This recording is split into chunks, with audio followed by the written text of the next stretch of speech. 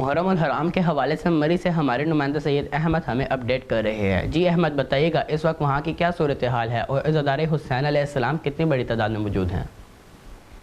یا غریب کربلا،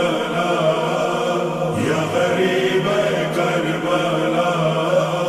یا غریب کربلا۔ موجود ہوں ملکہ صاحب مری جیپے چوک کے مقام پر، جہاں پر 10 محرم الحرام کے حوالے سے بات کرتے چلے تو 10 محرم الحرام کو انتہائی عقیدت اور احترام سے منایا جا رہا ہے۔ اس وقت جو ہے اگر میرے عقب میں آپ دیکھ سکیں تو 2 جلوس جو ہے اس وقت جی پی او چوک میں موجود ہے، جو کہ اپنے روایتی راستوں سے ہوتے ہوئے اس وقت جی پی او چوک میں پہنچ چکے ہیں، جہاں پر جو ہے ذاکرین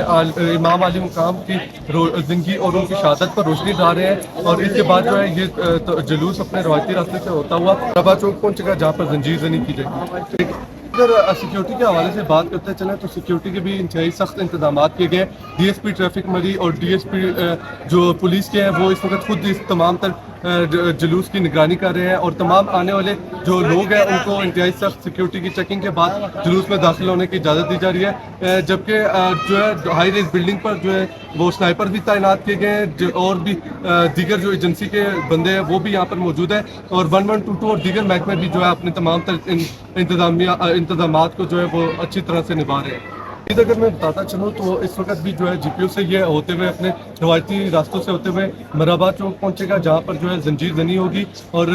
سبیلوں کے حوالے سے بات کرتا چلوں تو سبیلوں کے بھی جو ہے انتظامات کیے گئے ہیں۔ مختلف چوک و چوراہوں پر جو ہے لوگوں نے دودھ اور پانی کی سبیلیں بھی لگائی ہیں، جبکہ نظر و نیاز کا سلسلہ بھی مختلف جگہوں پہ جاری ہے۔ جی